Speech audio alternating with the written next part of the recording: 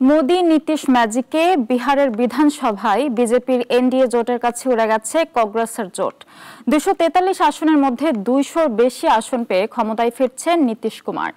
এই ফল পশ্চিমবঙ্গ সহ আগামী রাজ্যগুলোতেও বিজেপির জয়ের রূপরেখা তৈরি করছে বলে দাবি করেছেন মোদি। আবার বিহার জয় করে দশমবারের মতো মুখ্যমন্ত্রী হচ্ছেন নীতিশ কুমার। কয়েকদিন আগে যার শারীরিক ও মানসিক অবস্থা নিয়ে জোর আলোচনার জন্ম হয়েছিল, সেই নীতিশই আবার ফিরছেন ক্ষমতায়। 2 দফায় অনুষ্ঠিত নির্বাচনে ভোট পড়েছে প্রায় 67%। প্রথম দফায় 121টি আসনে আর দ্বিতীয় দফায় ভোট হয় 122টি আসনে। গণনা শুরু হয় শুক্রবার সকাল 8টায় এবং রাতে প্রকাশিত হয় চূড়ান্ত ফলাফল।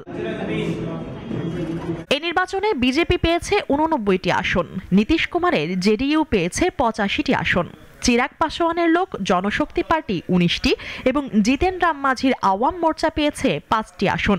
অন্যদিকে কংগ্রেস আর জেডি নেতৃত্বাধীন জোট পেয়েছে মাত্র 35টি আসন। ভারতের রাজনীতিতে জয়ের ধারাবাহিকতা বজায় রেখেছে বিজেপি। মধ্যপ্রদেশ, ছত্তিশগড়, মহারাষ্ট্র ও হরিয়ানার পর এবার বিহারে একই চিত্র দেখা গেল।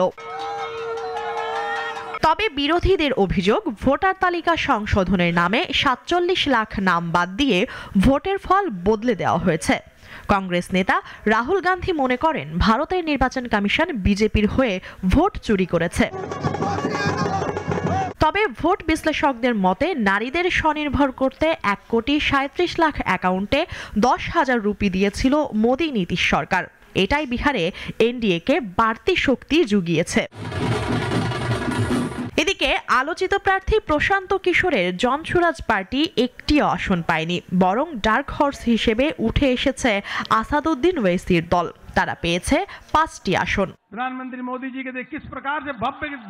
বিজেপির এই জয়ের পর এখন নজর পশ্চিমবঙ্গ, তামিলনাড়ু, কেরালা ও পুদুচেরির দিকে। প্রধানমন্ত্রী নরেন্দ্র মোদী বলছেন, বিহার পশ্চিমবঙ্গে বিজয়ের পথ তৈরি করে দিয়েছে, এনডিএই জঙ্গলরাজ উড়িয়ে ফেলবে। মুনিয়া জ্যোথি, নাগরিক।